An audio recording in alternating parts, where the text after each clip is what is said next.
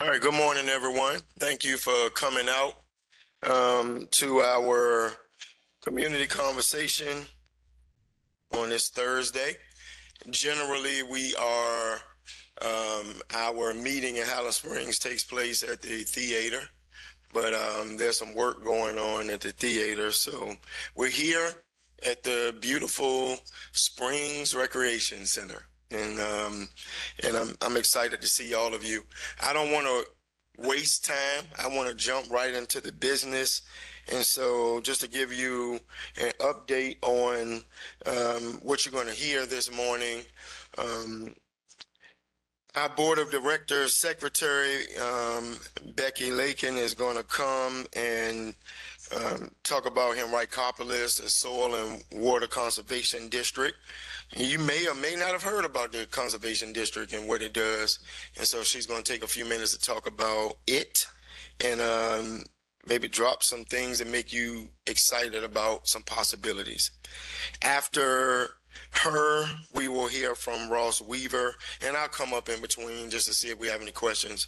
Who's going to, and Ross is our floodplain and dam safety team, working with our Department of Public Works, right? Yes, in our community rating system. So that's some floodplain conversation there. Back in January, it seems like 2 years ago, we were dealing with the water crisis, I guess, whatever you want to call it, Watergate, whatever you want to call it. Our Director of Public Utilities, Bentley Chan, is here, and he's going to just recap what happened and then where we are now and where we may be going. And then our County Manager, Mr. John Vitolicus, is going to talk about the budget that we just voted on 2 days ago, and some highlights, and then we'll take questions and answers. I do want to thank Officer Lieber for being here this morning. Thank you, sir. All right, Becky, if you're ready, we're going to go ahead, turn the floor over to you. How's everybody doing? Good. On your way to good or great? As Supervisor Nelson said, my name is Becky Lakin. I have it's a clicker. It's happening. You need me to press the forward arrow. Oh, magic. I am with your Henricopolis Soil and Water Conservation District. Show of hands, who has heard of the Henricopolis Soil and Water Conservation District? All right, now that's not bad odds. That's like 50%. We've been doing a pretty good job with the outreach then. Thanks for being here. I was elected to this position in November of 23, and I'm now the board chair. Was elected to that position by the board at the beginning of this year. Happy to be here in conversation with you, with those watching, and with those who will be watching in the future, the recording. In fact, you elect 3 directors to the Henricopolis Soil and Water Conservation District every 4 years. We're at the very, very bottom of the ballot, and we throw you for a real big loop because you have to pick 1 person until you have to pick 3 people. Just remember that, okay? So in order to really get clear on where we are and where we need to go, I think it's important to look to where we've been and to our origin story. Soil and water conservation districts began in the wake of the Dust Bowl, and that's because there was an agricultural crisis from the loss of topsoil. And we could not, or there was a risk that we could not feed our nation in the way that we needed to. Now, this loss of topsoil, I'm giving you a little history lesson. I'm not going to spend long here, okay? This loss of topsoil was because of a kind of complete decimation of the land to make way for agriculture, which included livestock grazing, right? At the time, people didn't understand how important soil health was. They didn't see it even, in many instances, not all, as a living thing. The Dust Bowl changed things for people. At that time, soil and water districts were created, went by another name. Now there are 47 in the state of Virginia. Did any of you know that? 47, so many, right? 3,000 in the country, of which we are one. Here is our vision and our mission, and we hope it is as clear as really clean, pure, good water, right? Equip Henrico County citizens with the knowledge, guidance, and support needed to sustainably steward our shared natural resources, moving us closer to a future of clean waters and productive soils. I want to call out that word support because that can mean any number of things, right? For us, we mean financial support. We are a put your money where your mouth is organization, and I'll explain how. There are 4 programs that support you and support all citizens in our county, and this includes our precious producers and farmers. The first is environmental outreach and education. We work in K through 12 alongside Henrico County Public Schools to support their environmental literacy plans, and we're grateful to the county for actually funding that work. So thanks to Supervisor Nelson, to John, and to the other board members as well. We also co-hold conservation easements with Capital Region Land Conservancy. Right now, we co-hold over 800 acres, largely focused in Varina.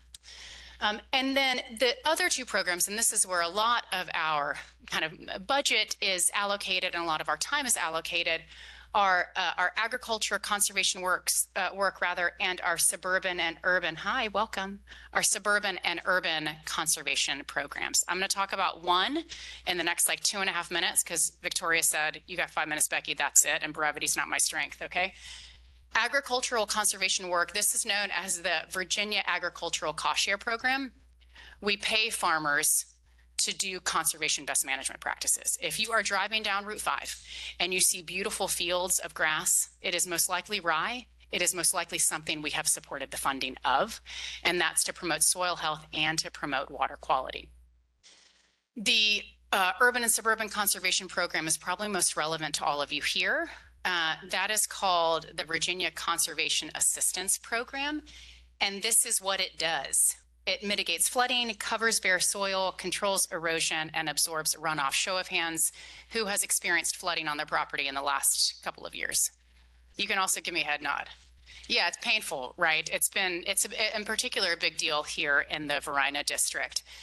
The Virginia Conservation Assistance Program offers homeowners to fund 80% of the cost of conservation management best practices up to $7,000. So 80% of the cost up to $7,000. So when I say we put our money where our mouth is, I really mean it. We're not giving homeowners $100, $200, $300, up to $7,000 to install conservation landscaping management best practices. As an example, just to make this more clear for you all, these are pictures from my home. Before I was a board member, I was a Henrico customer. I live in Varina on Deep Bottom Road. Y'all know that area. And I experience a lot of flooding and a lot of runoff and a lot of erosion. So I have 3 practices on my property. I have 1,100 gallons in metal rain tanks.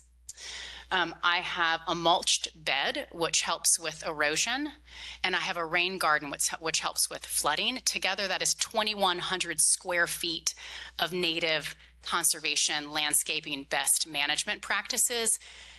Up to 80% of that work was entirely funded by Henrico Soil and Water Conservation District.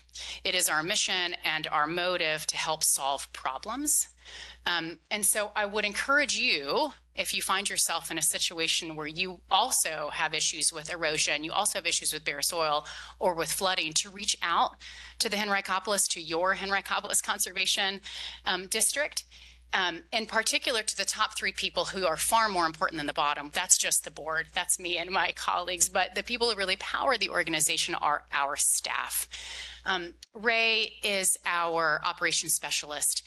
Emily is our conservation specialist. This is the person you would reach out to about the agricultural programs and the programs for homeowners. And then Seth is our education and outreach specialist. Okay, one last thing before I go. On Saturday, we have partnered with Heart to give away a bunch of free native trees. We will be at I see you. Thank you very much for the enthusiasm. We will be at all of the libraries in Henrico County from 12 until 3. We give 4 bare root native tree seedlings to each household. So please come take them, because last year we had some left over and the county was quickly trying to figure out where to plant a bunch of native trees. So please come see us at one of the libraries this Saturday from 12 to 3. Follow us on Instagram and then connect with us on our website. Okay, I think I did okay, Victoria. 5-ish minutes, right? Okay. Thanks everybody for your time. It was a real pleasure to be here.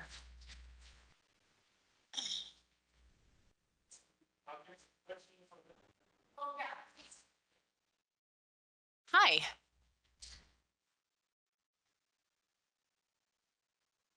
Oh, you're being handed a mic. Oh, I'm sorry. Okay. A lot of the farms that you see, they're not plowing anymore. They are spraying the fields with chemicals. That's right. And then planting.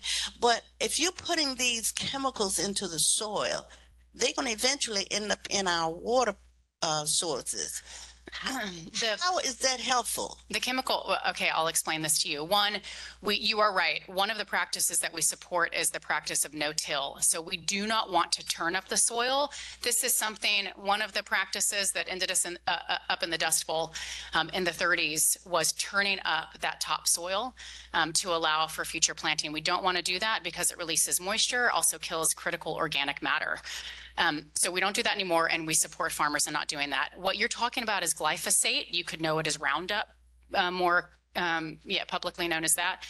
It has a 30-day life once sprayed, so it actually passes very quickly, quicker than other chemicals, which is why farmers do use it.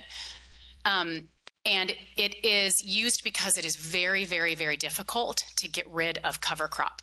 So when you go and look out of these lush, beautiful fields of rye when you're driving down the road, to get rid of that rye to allow for the crop to be planted is extremely challenging and risks the productivity of that crop. So right now, glyphosate is the best practice for large-scale agriculture. But you and I are on the same page, and I think that it is not in a perfect world ideal, but we're talking about hundreds and thousands of acres at a time, and it is very tricky to kill down that cover crop to allow for other crops to come. And we want, last thing I'll say here, we want that cover crop on the soil, because it is actually creating the ecosystem beneath the soil we need to power food growth, which is really important for all of us here, that we have soils that can grow food locally. And it also prevents runoff into our waterways. If it's not there, everything you all spray on your lawn, or I put on mine, or anything that falls on the roads is finding its way after a heavy rain into our watershed, and it's taking what's on those farms with it. So the cover crop is extremely important. This is not an easy conversation, I'm afraid, but I do appreciate the question and your concern. I share it. Yeah, because I see a lot of things come on TV about the forever chemicals, and these chemicals are getting into our bodies. That's right. They're getting into our cells, and they're there forever. I know. And creating diseases and all. Right. And that's why I was concerned about these fields being sprayed with the chemicals, and then they're planting 2 or 3 weeks later. Yeah. It's very concerning. If you want to reach out to me, you can, and we can talk about this. I would happily loop a farmer into conversation if this was something of great interest, just to talk through, just to understand the why behind it. Because I agree with you, it's unsettling, but there's a strong reason why we're doing it. In the absence of understanding why we do something, we're concerned that nobody's paying close enough attention to it, right? But we are, and others are too. What I'll tell you on PFAS is that it's not something that we are experiencing as a risk in the glyphosate. There is no PFAS in that. There's nothing that is implicated there. And I think, if I'm not mistaken, are you in Varina? Are you on a well? Because you can get your well tested for PFAS through the county. John, is that right? Okay, so if you, is that just folks on a well, John, or is that just folks on a well can get tested, their water tester? Anyone, look at that, any of you. I had a neighbor recently test their well water for PFAS, and it came up clean, which is brilliant and fantastic. So reach out to the county. I'm absolutely not sure who. Okay, Bentley. And thank you, hi Bentley. And get your water tested and see if you are ingesting PFAS, because it's really important for you to know that. Yeah, thank you for your generous question and your time. Yeah, of course. Okay, thanks y'all, appreciate it. Thank you, appreciate you. Becky, the information, good morning. The information is, or if you have a cell phone, I think you can scan one of those barcodes. Or you can look Henricopolis up if you have questions online, etc. All right, thank you so much. All right, Ross, we're going to move into our next focus area, which is community rating system. And I did find out that they're putting new carpet down at the theater. So generally our meetings in Highland Springs are at the theater. But we're here today because they're doing some renovations at the theater. And so this is in Highland Springs. Technically, we may be less than a mile away from Henrico Theater. So come on, Ross, share, and then Bentley Chan is up next. Thank you very much, Mr. Nelson, and thanks everyone for coming out and participating. It's really important to have these conversations. So my name is Ross Weaver. I'm actually pretty new to the county. I started working in Henrico in January, and it really is a really great place to work and live. So I'm happy to share some information about flood insurance and some of the things the county is doing to be more flood smart, protect against flood damages. So there's going to be kind of three major topics for this conversation. One, we want to make sure that you all know how to identify the flood risk for your properties, for any properties you might be considering purchasing. Talk a little bit about what the community is doing to address flood risk, especially in this case, we'll be talking about the National Flood Insurance Program and then a subset of that, which is known as the Community Rating System. And then getting into the weeds a little bit about flood insurance coverage, what it does cover, what it doesn't cover. So when we talk about flood risk in the county, we're really thinking about three sort of larger flood risk items. The first is the special flood hazard area. So this is something that FEMA actually maps nationwide. And when we talk about the special flood hazard area or the SFHA, you're talking about areas that have a 1% chance of flooding in a given year. You'll often hear this called the 100-year flood. But that's something of a misnomer because we do sometimes experience these flood events more frequently. So this is really just in any given year, areas that have a 1% chance of flooding. Now, the Henrico County has actually gone a little bit more, taken a more proactive step and also mapped additional floodplains. So these are areas that have similar risk to what FEMA has mapped out, just to make sure that all the folks who are in those areas are safe, that we have put them in the floodplain. They are regulated the same way.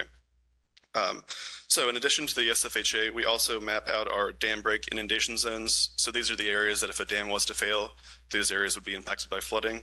And then we also think about our drainage and stormwater related flooding. So this might be more nuisance flooding, infrastructure when you see ponding, things like that, things that might involve some drainage projects. Now, you'll notice in this graphic, it says that Virginia is a buyer beware state, and that's really one of the important reasons why we have these conversations. So in Virginia, the onus is on the property owner or a prospective property owner to identify the flood risk of the property they live in or the property that they're looking to purchase. So if you talk to a real estate agent, there's really no, it's up to you to kind of learn your own property's flood risk. But fortunately, we have a bunch of really good tools to do that simply and pretty easily. This graphic just sort of shows that point again. We have the 100-year floodplain or the special flood hazard area. Those are those flood events that have a 1% chance of occurring every year. FEMA actually also maps out the 500-year flood, which is an event that would occur on average has a 0.2% of chance of occurring in a given year. So obviously these events are much more uncommon, much more infrequent, but have substantially more damages. And then we have on the other side of that, smaller events that are more frequent but might cause a lot more nuisance, but are probably not going to affect your property, get into your homes or your basements. So like I mentioned, Henrico is very good about having a very simple tool to identify your flood risk. The easiest way to do this is to go onto our website. You can actually just Google Henrico flood zone, or if you're looking at the Henrico Public Works website, we have links to this everywhere. This is really just our flood mapper, and it shows those special flood hazard areas, and it shows the dam break inundation zones. So if you're not sure what your flood risk is, you can just type in your address, very simple. It'll bring you to this map, and you can see if you're in an area of low risk, moderate risk, or high risk. So once you've identified what your risk is, the county is actually doing quite a lot of work to reduce flood risk, but for today, we're really going to be focused on insurance. So we'll start with the National Flood Insurance Program that came into creation in the 1960s, and Henrico joined the National Flood Insurance Program in the early 1980s. So what that really means is that allows any Henrico resident to have access to a National Flood Insurance Program policy, so you can get flood insurance whether or not you're in that special flood hazard area. All residents can get a flood insurance policy through the NFIP. Within the National Flood Insurance Program, there is a sort of a subset program called the Community Rating System. This is a really exciting program. It's a program that I've been following for years and really think it does great work. Henrico County actually joined this program last year, so it's fairly new for our county. But this essentially is a voluntary incentive program. Communities elect to join the community rating system, and they're rewarded for going above and beyond, taking more proactive steps to deal with flood risk. So it's basically a point system. The county does certain activities and projects that are awarded points, and they correspond to different community rating system classes. So when you start out in the program, the highest level is level 10, and the more points you get, you can go down all the way down to a level 1. Now, what's interesting about this is that every class that you graduate into results in a 5% discount on insurance premiums for all policyholders of the NFIP. And that's an automatic discount. So there's nothing you have to do on your end. If you have a flood insurance policy through the NFIP, you automatically get those discounts. Now, Henrico is actually pretty unique in the sense that when we joined this program last year, we started at a class 5, which is tied for the best rating in the entire state. So that really speaks to how seriously we take this issue, how much work has been gone into trying to make it more flood resilient community. So that 5%, that class 5 actually corresponds to a 25% discount in flood insurance premiums for anyone who has an NFIP policy. So that's great work. We're still actively engaged. We're going to try to make that the lowest score in the state. Something we're pretty excited about.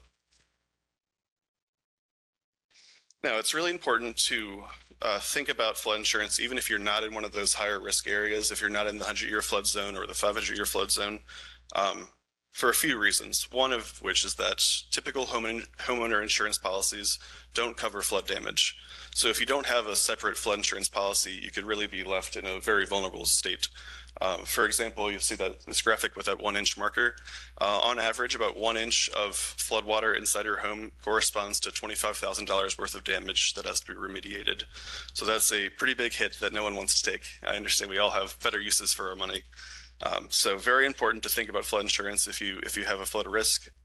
Also really important to note, like I say, even if you're not in those high hazard areas, that doesn't mean that flooding won't happen in your community, in your neighborhood, in your home.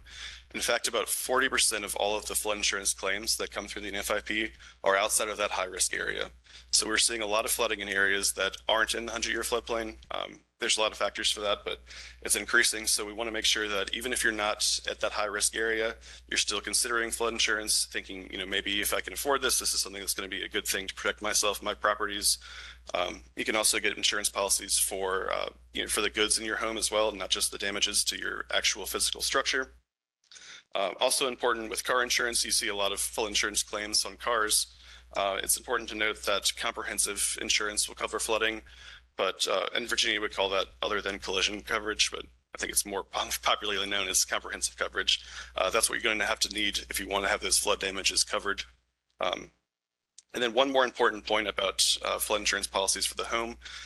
There is a 30-day waiting period once you enroll in a program. So if we have a big hurricane coming, you can't get flood insurance the day before it hits and get covered. So it's something you really want to be proactive about when you're planning for these kind of events, or making sure you're taking the steps that you need to take to be covered. So how do you actually get a flood insurance quote? Now, fortunately, this is a very easy thing to do. There's a great resource called floodsmart.gov. You can also just Google flood insurance quote. This is the first thing that comes up. This is a tool that FEMA developed. It allows you to get a flood insurance quote in about, we say 10 minutes, but it's really even less than that, maybe 5 minutes you can get a quote. You basically enter in some very simple information about your home, and then, after about 5 minutes, you put in the square footage, the location of your home. This quote will pop up. A nice thing is that you can also adjust it based on, if you say you're a little concerned with the cost and you only want to think about this for big hazard events, big emergencies, you can change that deductible, make it higher so the cost is actually quite a bit more affordable. You can get that quote, and then it prepares it for you. You can have it downloaded, emailed to your account. You can share it with local insurance agents who will help you through that process. And then once you've got that, it will actually even pop up with local insurance agents who can help you through that process. So these are folks who are actually in the communities next to you, some of your neighbors, some of the folks who have insurance agencies right here in Henrico. So a very simple process, and even if you're just kind of interested in seeing what those costs might be, I deeply encourage you to check this out. This is not like applying for a mortgage rate where you get a whole lot of emails and people calling you. It's just one quote. You don't have to enter your contact information or anything like that. So I highly recommend you check that out. Now, if you need a little more information about your specific parcel, or if you are interested in buying a home and you want to make sure you've got all the information you need about that property, Henrico also has a really excellent real estate information portal. Simplest way to get to this is just by Googling Henrico property search, and you'll be able to find that information. You can simply type in that in your address or the address of the property you're looking at, and then you'll be able to get all the information you need to fill out those quotes and get a little more information about some of the risks in your community. So that's it. I'm happy to stick around and answer questions if you have any right now. I'll be around by the end of the meeting, so I'm happy to talk to anyone about this. And like I say, the county is actually doing quite a lot of work in addition to our work with the community rating system with flood insurance. We have a lot of programs and policies in place to make sure that all the folks who are living in flood vulnerable areas are being taken care of, and that we're doing as much as we can to really increase our resiliency to flood damaging events. They are by far the most expensive natural disasters we have in the country. So we want to make sure we're doing everything we can to keep folks dry. We've got a bunch of contact information here. I would say the easiest thing would be to go to flood@henrico.gov. They'll send an email to me, and I'll be happy to chat with you, meet anytime, talk about these policies, other projects, programs. So with that said, I will take some questions now, but I'll also be around after this. Thank you very much. Questions? All right, thank you, sir. We appreciate you again. Thank you. As was shared, there's a lot of information outside, and we'll be around for a few minutes afterward to answer questions. All right, our Director of Public Utilities is going to come up and share about the water crisis we face, but any information that he needs to share during this time. And then we'll hear after Mr. Chan, then we'll hear from our county manager about our budget that we just approved. Morning, everyone. Thank you for... There we go. Thank you. Thank you for coming out this morning to the Springs. I'll say that this is actually my second time here. We had a meeting here last week. Very, very nice. Very nice facility. So I hope you get to enjoy it more. I certainly am going to use this facility more. Thank you, Reverend Nelson, for the kind introduction, as well as Russ and Becky for their presentations. I did want to say that if you are on a well and you are looking for a well test, it is free. We test a number of parameters, including for PFAS, but also for drinkability. And so please come and find me after the meeting. I'll give you a card, and you can give me a call or send me an email, and we can get that set up. If you are on the county's water system, we do that test as well. We also test over 150 sites across the county monthly. And so if there is a concern whether you're on like Henrico water or on the city's water that we purchase, and you want to know a little bit more about that, let me know. But we do test across the county to make sure that the water quality and everything is all safe and clean for you. So I did want to talk about the water crisis report. There are 2 reports, and you can access those on the henrico.gov main page. It's on the kind of right top. There's a link, and there's 2 reports. There's one that details all of our efforts across that first week in January. It's a 250 page read. It's really exciting.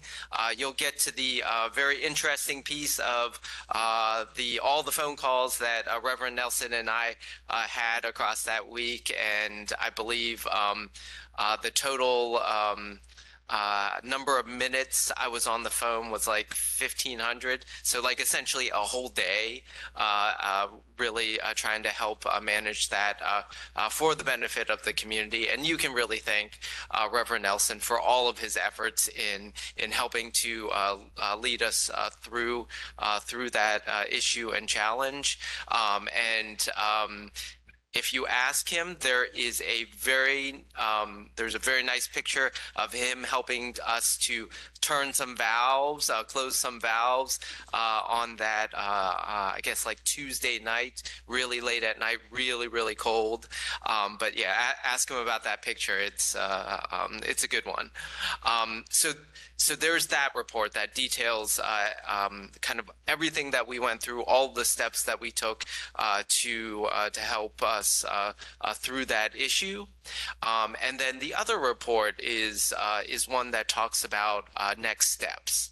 And so we engaged an engineering consultant, Whitman Reckwart and Associates, one that we work with quite a bit on water-related challenges and issues.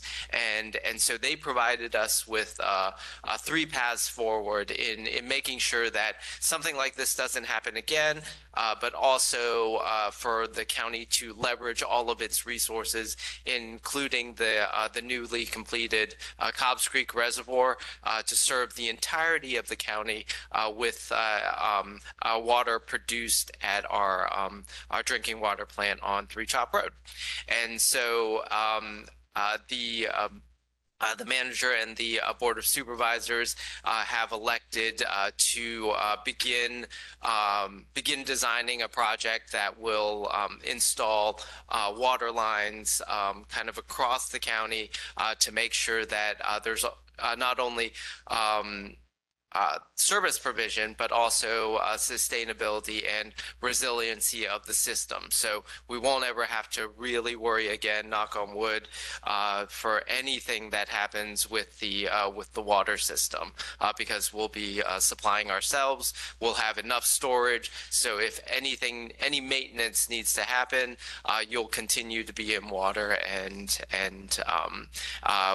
there won't be any need to worry. So those 2 reports are online. If you happen to take a look at them, you have any questions, I'll be here. I'll give you a business card so that you can contact me and we can walk through it. But I will say that the board has allocated $50 million in this year's budget to start that effort to install all those water lines across the county, but also it is $50 million as part of a $350 million effort for the water assurance of the county. So yes, if you look at those reports, you have any questions, please feel free to give me a call. I'll walk you through it.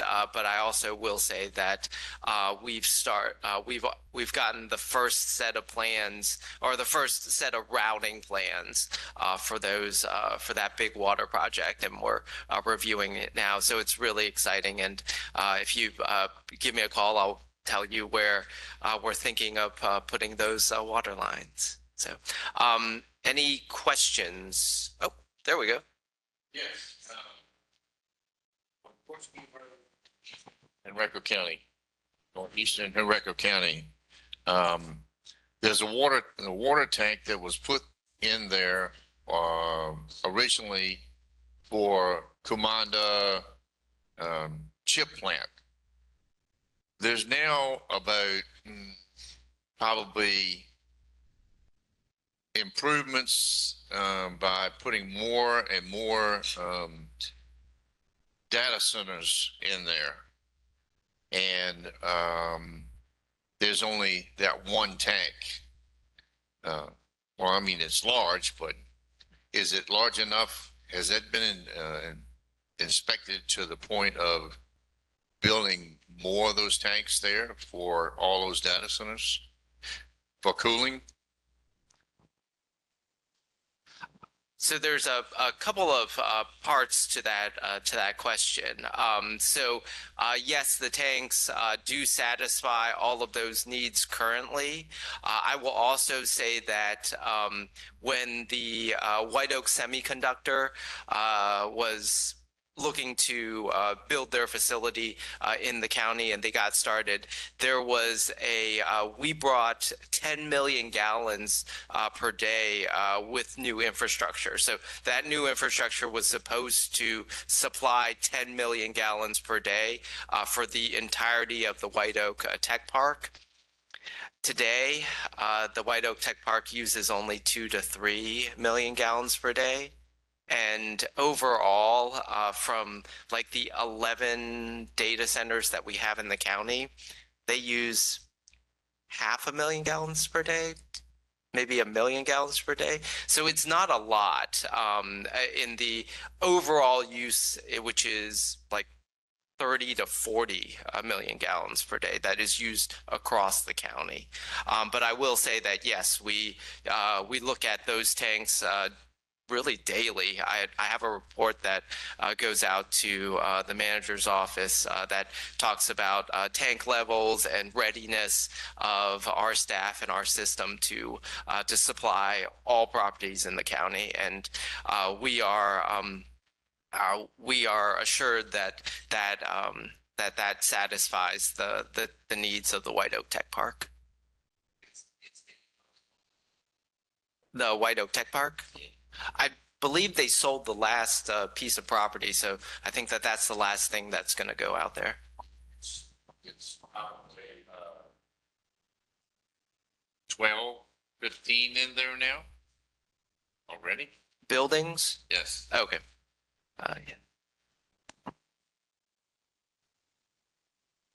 Yeah. Excuse me. I understand that we have a contract with the city for water. When approximately will we be able to pull away from that and be independent from them and totally be dependent on our county for the water resources that we need for the county? Since we do have that Virgil Hazelett Dam, when will we be totally independent? Because I know Henrico is growing, but it just concerns me being connected to the city. So I was just wondering, because we do have a contract with them, when will we be able to be free of them? Yes, ma'am, thank you. So there's actually two parts to this question. So in 5 to 7 years, we should be able to serve the entirety of the county with our own resources. The contract is actually something different. That sunsets in 2040, but we plan to be ready well ahead of then. Can you speak to, she brought up the Virgil Hazelett Reservoir. Can you just speak to that for the persons who don't know what the reservoir is, et cetera? And the question is, when could we? There's still decisions that we have to make. We're meeting next week I think it's next week, with the city, a couple of us from the county and the mayor and some of his people, to look at this partnership and this relationship period, what it looks like, whether or not there will be some joint venture with the water treatment plant, or at some point, if we decided to end the relationship early, what that looks like, et cetera. So there are talks. One of the things that many of us have been, according to where you are if you're not on well water, you've been getting water from the city for forever, pretty much. And we just built our Western plant, I think, in 2004. And so at one point, the whole county was getting water from the city. This was just a bad experience. I want to hope that it's an anomaly. There's a lot of things going on at the plant. So we are looking at, could we create some type of regional authority, and we then become a manager of the plant with the city, possibly Hanover, et cetera. So there are different things that we're looking at. You know, one bad thing could turn your mind against something though. So that's where we are now. The funny thing is, I wish you asked this question this evening. I wish you had come to the evening meeting and asked this question, because you're concerned, but there are other people who think that we're having water conversations for some other nefarious reason, and that it doesn't have anything to do with citizens like you and others who are out of water for 2 days and don't ever want to go through that again. So just the mindsets of how people think about the situations that we go through. How many of you all in here didn't have water? Yeah, so, 80% of the room. And I'm certain, how many of you all want to go through that again? Right. So we're trying to, we're trying to make sure that that doesn't ever happen again. But talk about the reservoir if you don't mind. Oh, yeah. Yeah. So I do hope everyone knows who Virgil Hazlett is. Okay. Oh, so Virgil Hazlett, former county manager. But we do have the Virgil Hazlett Reservoir at Cobbs Creek, the newly named Virgil Hazlett Reservoir at Cobbs Creek, and that reservoir, I think it's been like 10 to 20 years we've been working on that project or that effort. And so that reservoir is in Cumberland, so like 35 miles away from here. And so that reservoir, what it does is it's 1,100 acres and holds about like 15 billion gallons of water. And so when the river level is high, that reservoir, we pull water out of the James River, we store it, and then in drought conditions, we release that water for the benefit of the entire region and to like help with drought mitigation. And so in our discussions and our discussions and planning in building that reservoir, the state Department of Environmental Quality has allocated Henrico an additional 47 million gallons per day of water that we can take from the James River to make drinking water. And so through that effort, we can satisfy the drinking water needs for the county for the next 50 to 100 years. And so that's what we're leveraging to provide water to the entirety of the county. Ooh, yeah.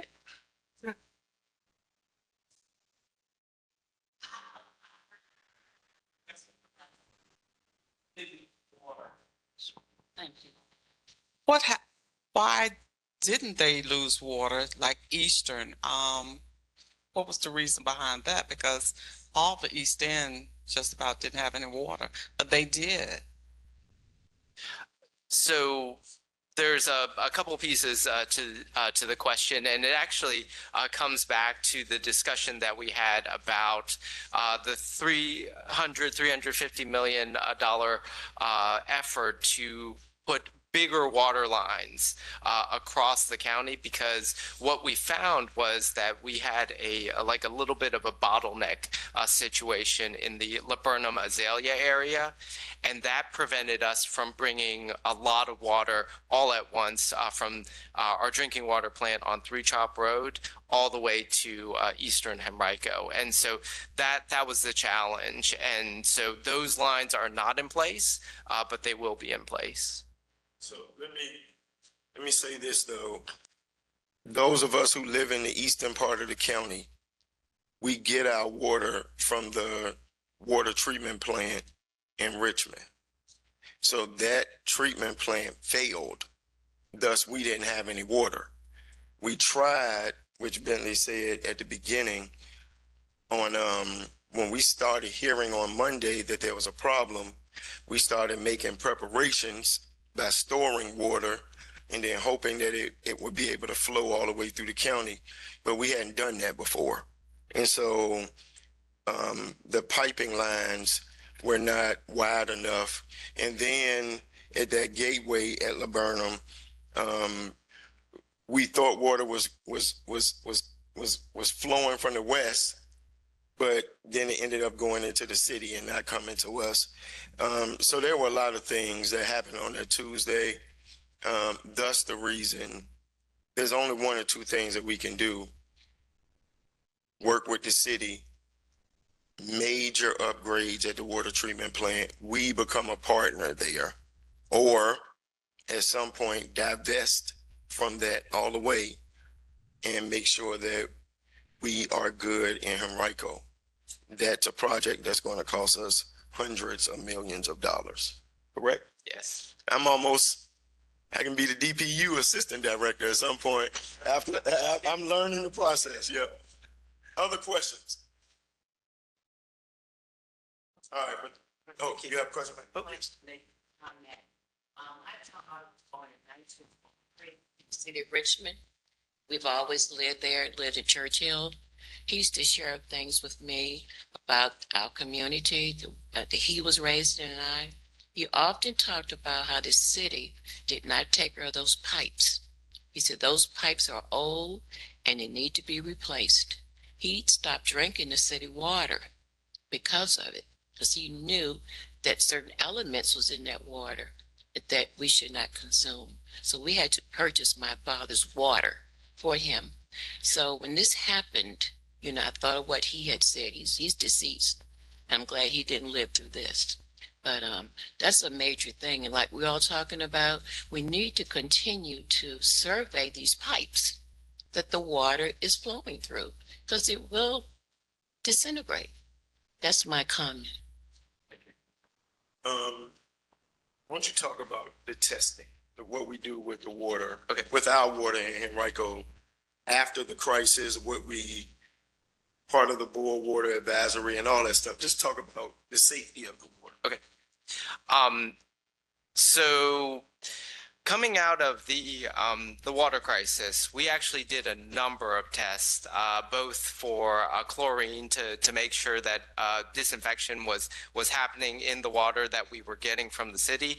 But we also did bacteriological tests to make sure that, because the water, like the pipes were dry, we were concerned, and we wanted to make sure that there was no bacteria growth in the lines prior to the water coming through. And thankfully, chlorine tests came back fine, bacteriological tests came back fine, and there was no issue. We just needed to make sure that all of the water was kind of flushed through with that first pass. And so in addition to that, the young lady over here had asked about water testing. And so we test across the county over 150 properties or sites monthly. And that information comes back to us and our team, and we look at it to make sure if there's any issues, and to make sure that the water is safe and clean to drink, especially the water that we're getting from the city of Richmond. And I did also want to mention, we do surveys of our pipes, and so we have a big effort to renew our system. And part of what's included in this in the next year's budget is a 5% rate increase that covers a lot of those efforts to make sure that the system is renewed, the system is redundant and resilient, so that we don't have issues like our neighbors. All right, we're going to transition. I do want to, can y'all give Mr. Chan a round of applause? Thank you. I do want to transition to the county manager. Two things. I do want to recognize Bentley. We went through, I hope, a once in a lifetime crisis, and I wouldn't have wanted anybody else managing that but him. I knew he was already an incredible leader, but he showed himself during that time. He had a steady hand. He was on top of it. We all didn't agree. I'm certain him and the manager probably had their moments. We all had moments where we wanted. I was wearing Bentley to death.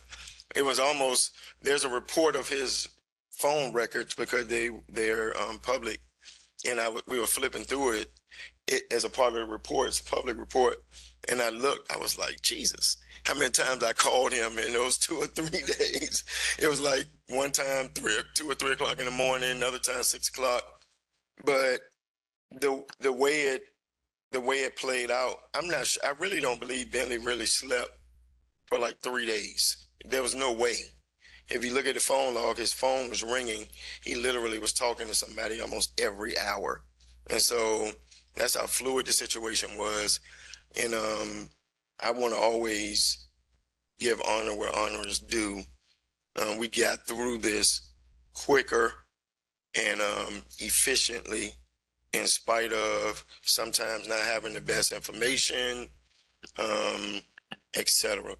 And so thank you, sir, for what you did and what you're going to continue to do to help us maintain a quality water and sewage system. So I just want to say thank you. I do want to shout out one of my colleagues who's here. And so our Varina community may not know him a lot. He's only been serving for 16 months now, but he's become a veteran real quickly. Mr. Jody Rogish, he represents Tuckahoe. He's in the back. And so he wanted to come out and support. It's one thing I love about our board. I'm the veteran now, which is crazy. There was a time I was a baby, and now I'm the old guy. Seriously, if you add up my colleagues' time on the board, I still have served more time than all of their time together. But my colleagues are great, all of them, and our county is in good hands going forward. So when one who lives 25 minutes away says you're having a meeting, I want to be there to support, and then shows up, that means a lot. So thank you, sir, for being here. All right, budget. We just approved a $1 billion plus budget on Tuesday. And so the county manager is going to give you some highlights, and then we'll open it up for questions and answers. Yes. Good morning, everyone. So, Bentley is very humble.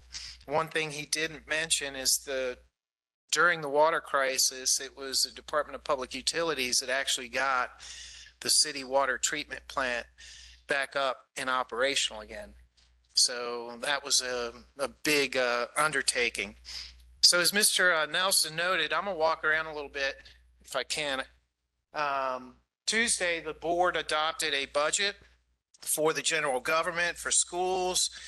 I want to share that information with you. The budget did have a theme this year, and the theme was conservative revenues with tax relief as a priority. Why conservative? Because you all can see what's happening at the federal level with economic uncertainty. That's going to impact the Commonwealth of Virginia for sure.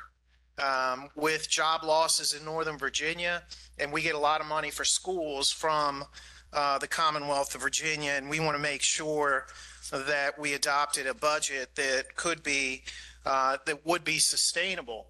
So if you look at where the revenue comes from in our budget, and for those of you that don't know, my background was in finance. I was the finance director and the deputy county manager for administration for the county, budget director for a number of years before becoming the county manager. So this is kind of my bread and butter.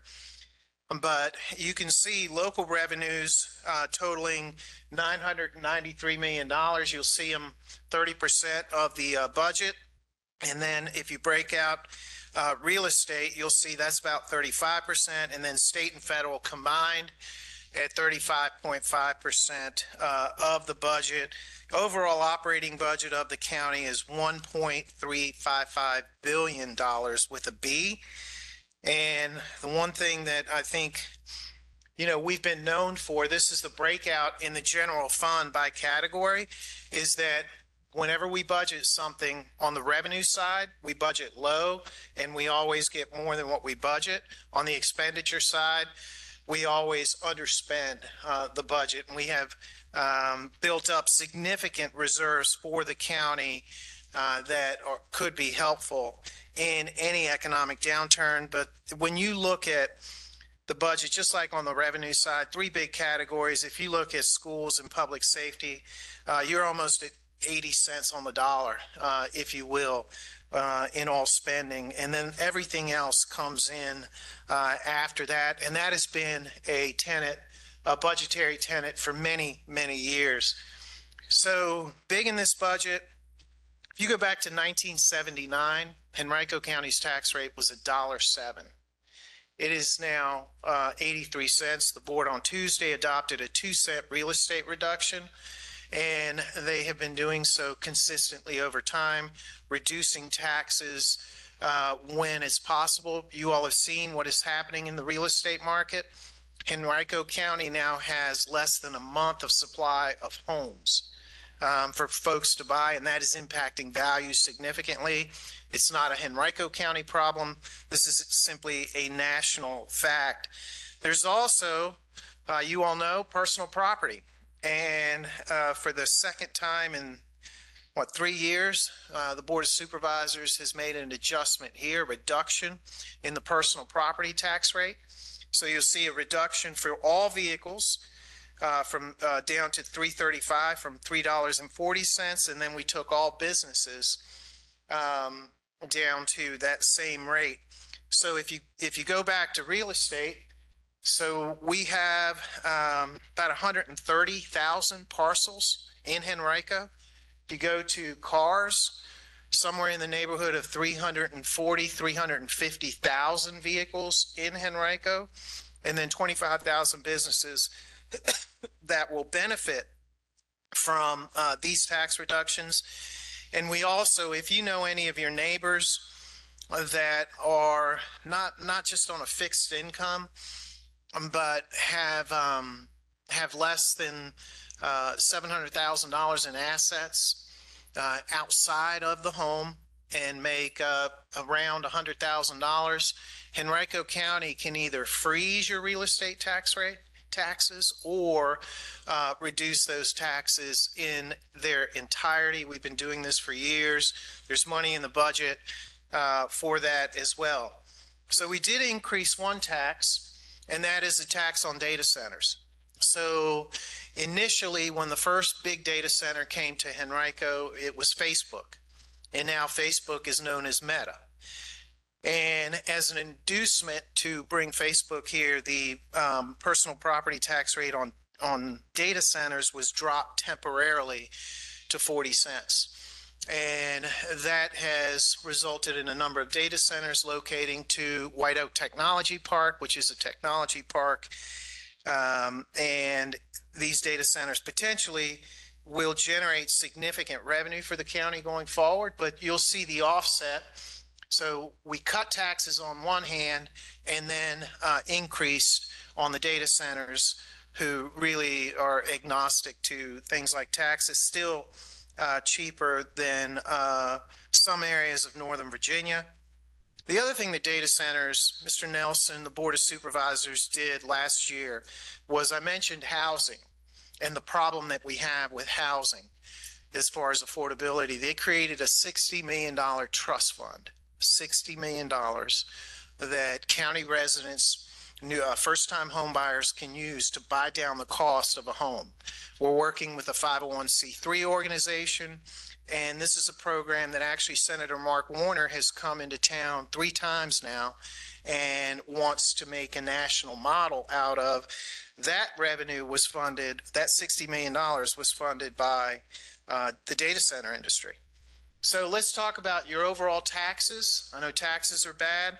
But when you look at Henrico County and you look at everyone else, all other localities in Virginia, you have the lowest residential tax burden by far. I mean, you can see Fairfax all the way out there, Arlington, some of the Northern Virginia localities. We also don't tax things that other localities tax. We don't tax, there's no stormwater fee. If you have a problem and you need to call 911 and you get in, have to get in an ambulance, we don't charge you. We're the only locality that doesn't charge, I think, that provides full service ambulance service now. The stormwater fee is actually a rain tax that applies to homes, churches, every business. We don't have any of that. There's no admissions tax. And then there's some other utility taxes that some localities have tacked on. We just don't do any of that. So on the, when we're talking about Bentley, we have 4,000 employees in the county. The officer back here, and they really do a great job. And when you look at any metric as far as efficiency and compare Henrico County, one unit versus another unit, take finance or recreation and parks or libraries, and say, what does this other locality spend? And they spend more. We spend less because we have actually fewer employees than they do. And we're operating at levels that we've not seen since the late 1970s as far as efficiency. So part of the theme is that if you come to work for the county, we're going to compensate you, and we're going to try to compensate you pretty well. This year, all teachers, every employee in the county is getting a 6% salary increase. We also, with schools, you really don't hear of the schools in Henrico not being fully funded. That has been a mantra of the board for many years. The superintendent and I work very hard, very long on the school budget each and every year that is presented then to the Board of Supervisors. We have a number of efforts. We're the first in the state to offer youth mental health services, which right now is somewhat of a crisis. Maybe it's the phones, maybe it's social media, but we have rolled out a program where every middle schooler and high schooler will have access to tele-mental health, as will their families. And this is hopefully going to prove to help with the outcomes that our schools are having. We also have some additional security positions, and we're now up to 140 different languages that are spoken in our schools. So we have some additional English learner teacher positions. We have a new academy, new school at Virginia Randolph that is coming out of the ground.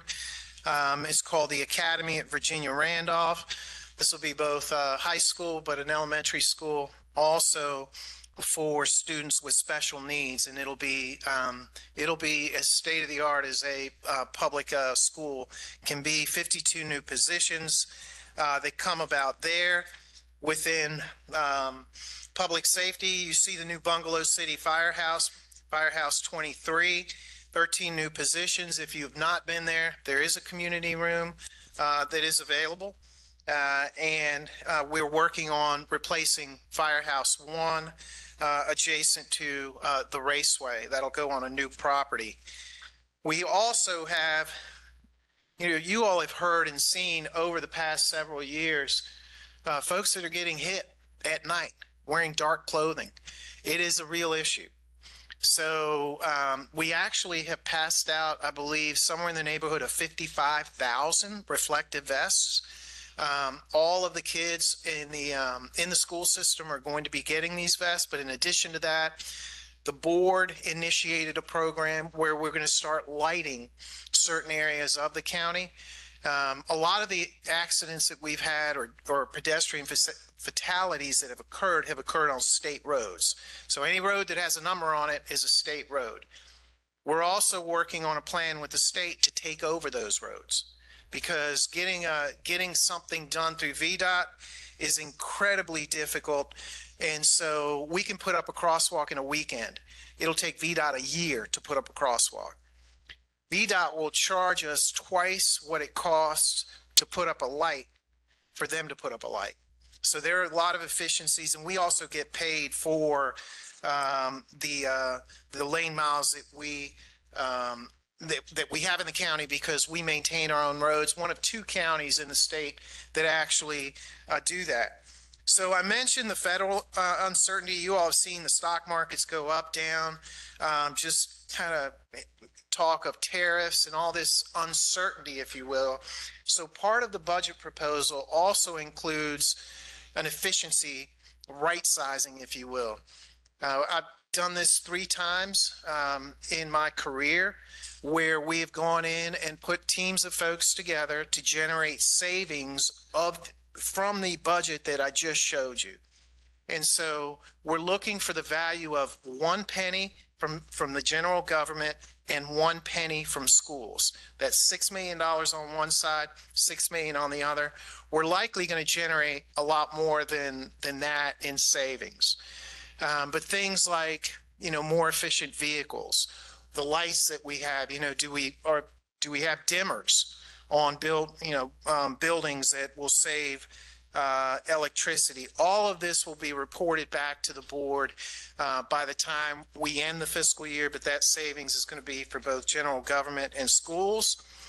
We also have a significant capital budget that includes Bentley schools, all your parks, libraries. This is each and every year. These charts simply show where what's being allocated. You'll see the largest component by department is in water and sewer, because yes, I mean we are emphatic about that infrastructure, and then you'll see the funding source. But let me flip through it real quick. So schools, $61.5 million. You'll see the renovation of Charles M. Johnson Elementary School. That's a school in Brooklyn.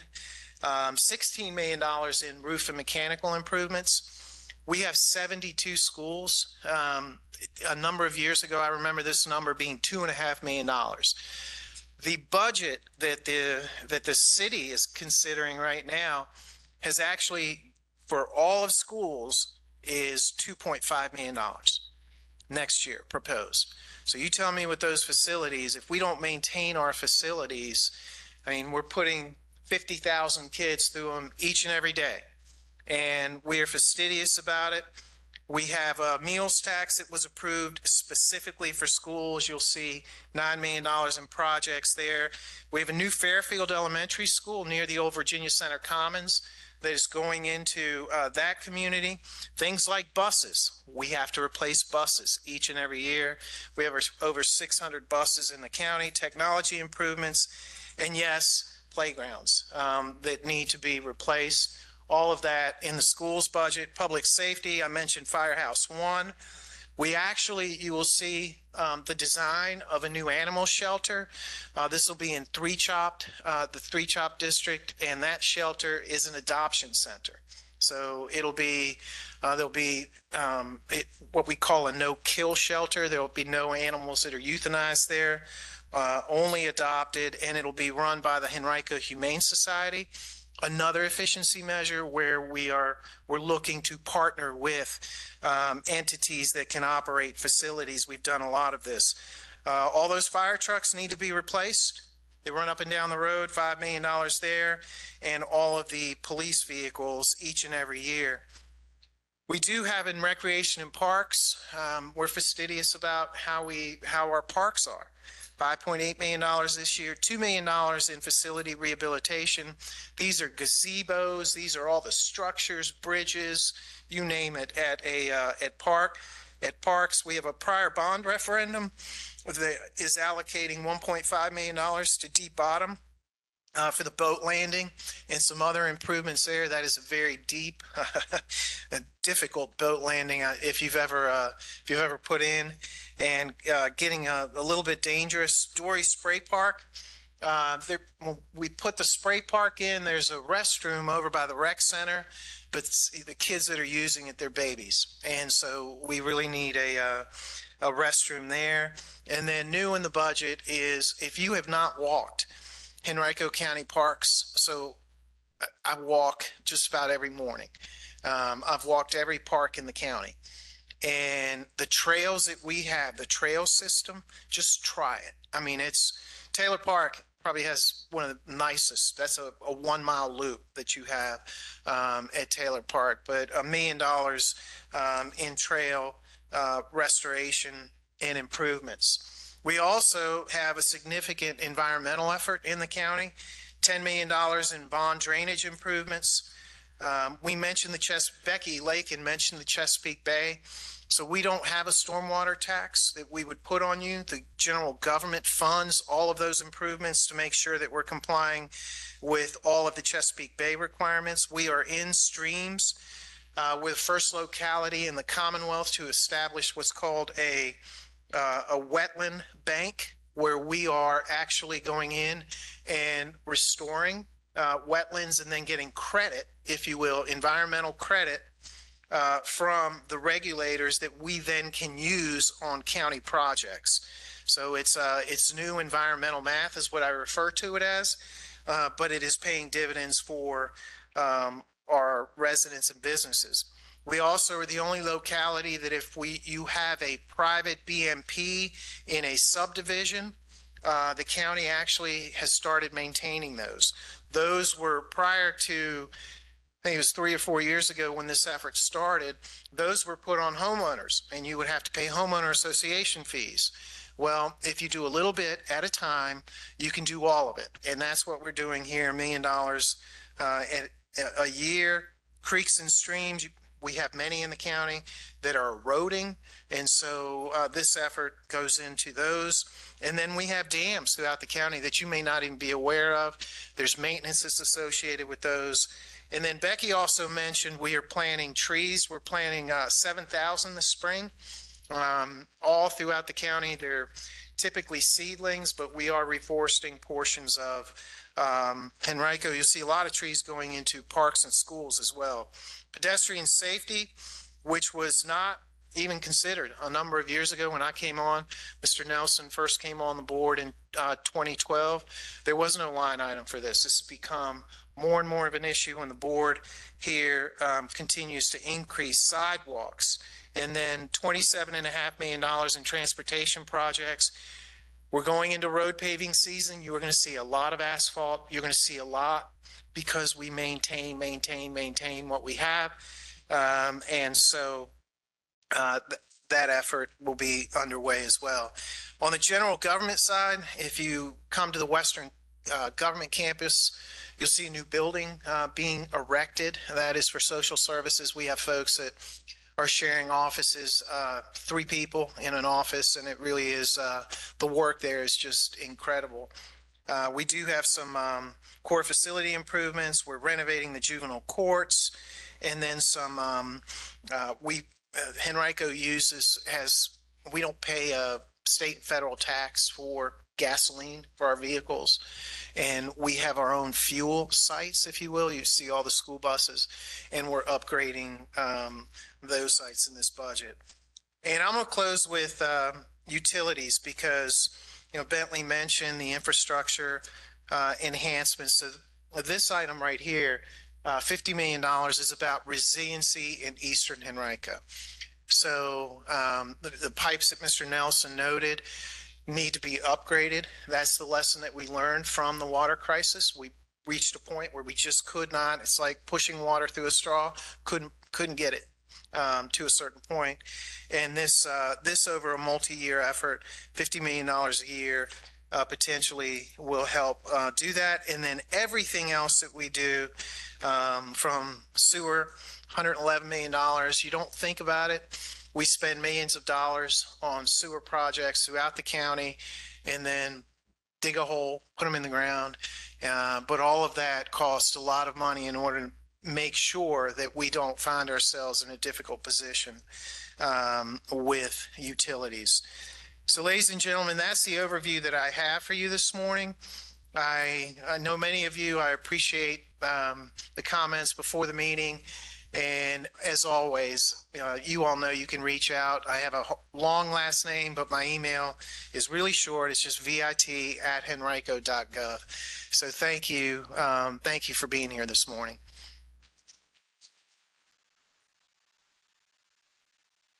All right, any questions?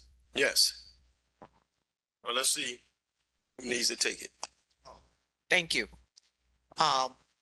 Commend the Henrico community for your Taylor Farms Park. It's beautiful, and you're still working on it. And I'm a walker as well, and it is a mile walk track that's there. But my question to Mr. VIT is the proposed federal cuts for free lunch programs in the schools. Is the county covering that cost? And I hope you're not suspending any costs going to the free lunch program. So I think I can speak for the board on this. There have been many discussions. Henrico County is not going to let a child go hungry. Thank you. Thank you.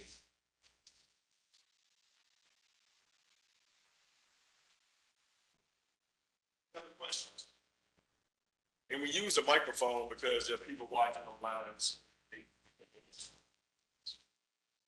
What's the scoop on Green City? It's Mr. Marcus. Farkas. Farkas. It's close. So Green City, great question. So Green City was the old Navy Hill project. Basically, they came to Henrico. We had a development team that was part of that Navy Hill project that literally just wanted to locate at the best products site, which is near Perham and 301. So we had entered into multiple agreements with them. They had milestones they had to meet, and ultimately they didn't meet the milestones.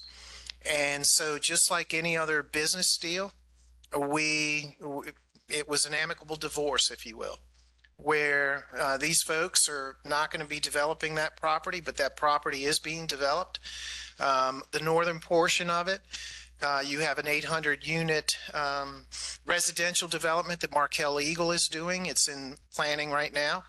Henrico is building 2 crossings over 95. One is a new bridge to replace the Scott Road Bridge, and where the Scott Road Bridge is actually going to be a pedestrian facility that you can walk and ride your bike across 95. We also have a sewer project that's running on the back of under 295. That's significant. So the board actually approved a plan where we are going to be putting out a request for information through the Economic Development Authority. There will be a packet of information that any developer, any entity can obtain, and we'll have a team from the county that will review that, go through a process, and then make a recommendation to the Board of Supervisors on, we think this development team is strong enough to do this project. The project includes a large arena that we've had multiple studies, multiple folks come in and say, this region is the most underserved region for facilities like that. But we've also made a commitment that we're not going to pay for it. So we're not going to do what happened on the boulevard. I'm not going to go to the board and ask them for bonding capacity so that we can build an arena, because we don't need to build an arena. There's private development, there's money, equity, investors out there that can absolutely do that. So that process, we've given ourselves 6 months. We hope to be able to come back to the board quicker, but we are already, I was working late yesterday talking to a development team and a group that is interested in building an arena.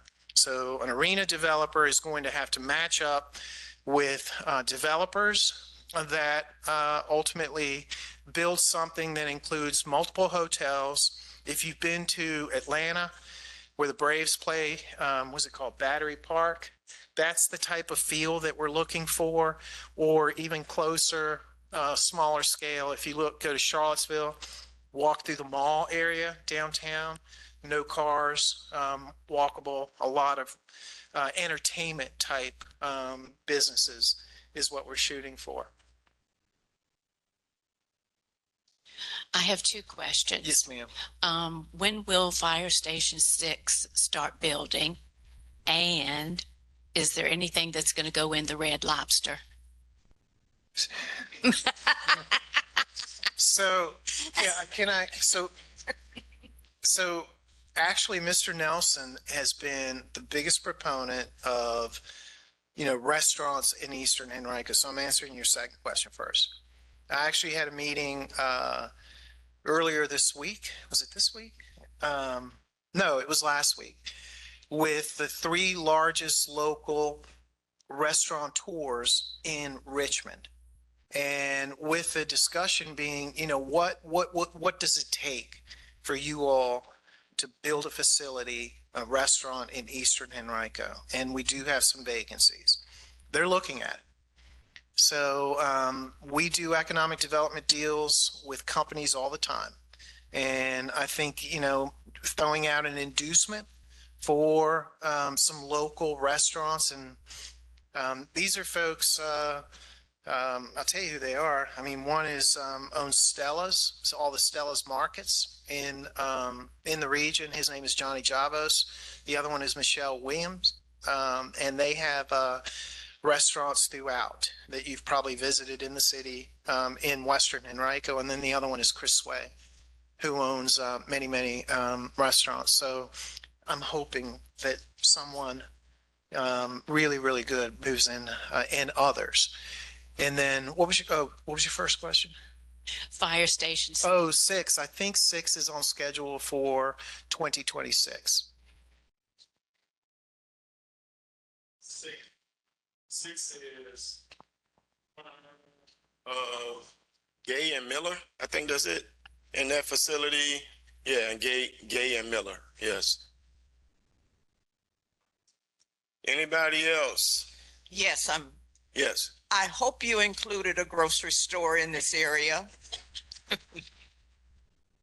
Well, we've been focusing on the restaurants because it really, I'll be honest with you, a part of it came out of me and Mr. Rogish's conversation. He spends quite a bit of his time in Varina. He likes Varina. And he was asking me for some good places to eat. And honestly, I was struggling giving them good places to eat because we have some small restaurants, but we don't have an array of places to eat around here. And that's really where the conversation. Now, the manager and I, he may not remember this, but a while ago, 5 or 6 years ago, we put out an effort of trying to reach out to bigger chain, whether it's department stores, restaurants, whatever, and sending them places where they can look at land, etc. We build government buildings. That's what we do. We don't operate private businesses. And so I hear people say all the time, I wish we could get a Barnes and Noble. I wish we can get this. And I say this, I wish too. I wish with you, but we can't make people come here. What we can do is, if they do come, they operate if they're in our enterprise zone, then there's certain things that we can do.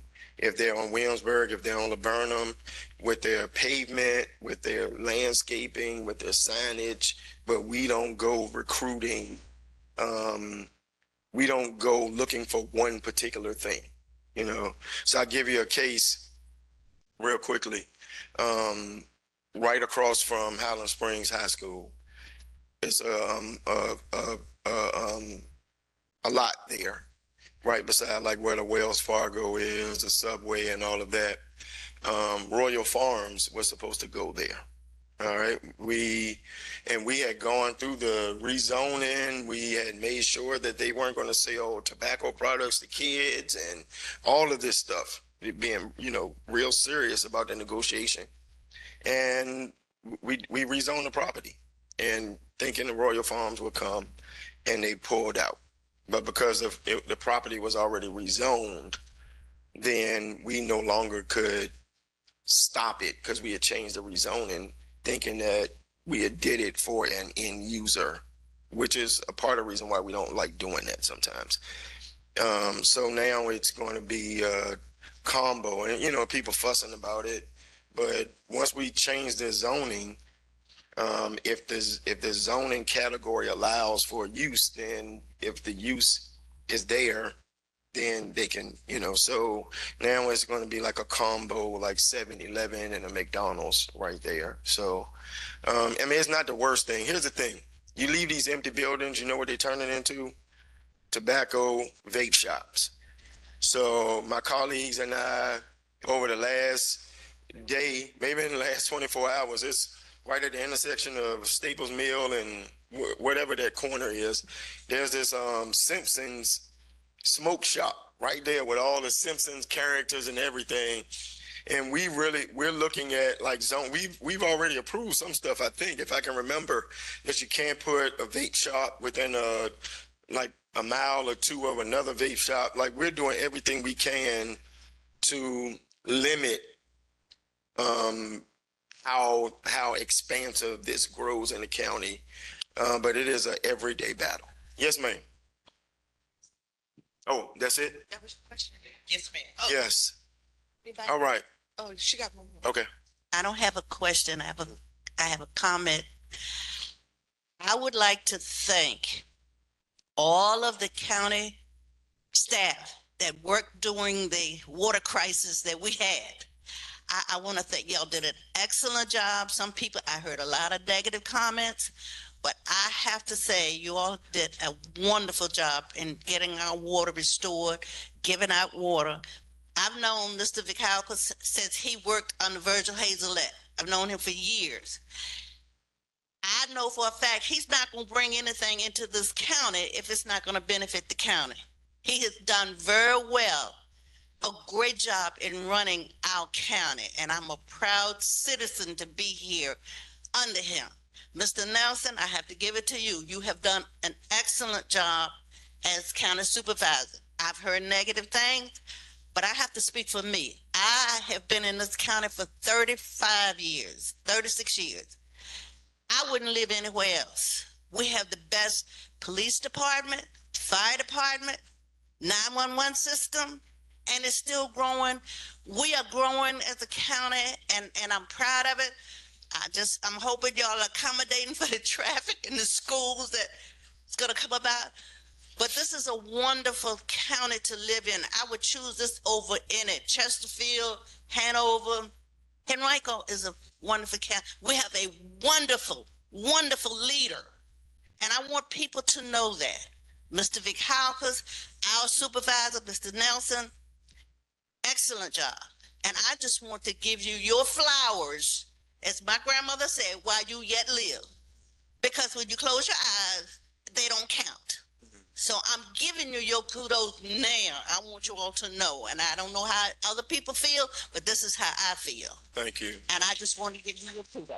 Thank you. I wish so we're gonna have to edit that clip tonight and put that, because it's our evening crew, it might be a little different than you guys. So we're gonna edit that, play that from midday. And yeah, we enjoy the work. County manager and I literally came in together. So I won't bore y'all with the stories, but when I was elected, it was the end of Virgil's term, and we knew that John was going to be the next county manager.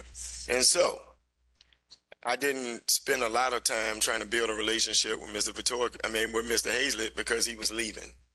We started bonding because we knew that we'd be here at some point. And, our county manager, local government work is not perfect. You're always the longer you're here, the more people won't like you. Because all it takes is for you to not do something right, for people not to want to appreciate the work. But pound for pound, I take him over anybody in this country. We do have the best, and I'm excited about that. Thank you, ladies and gentlemen, for coming. And I'll be here for a few. I've got to run to another meeting, but if you have any questions, I'll leave some cards on the outside table, and you can always reach out to us. And give us a call. 690-5376. I was just telling somebody when I came in here, everybody has my telephone number. So I just share it. If you guys ever need anything, let us know. All right. Thank you. Those of you watching online, thank you as well.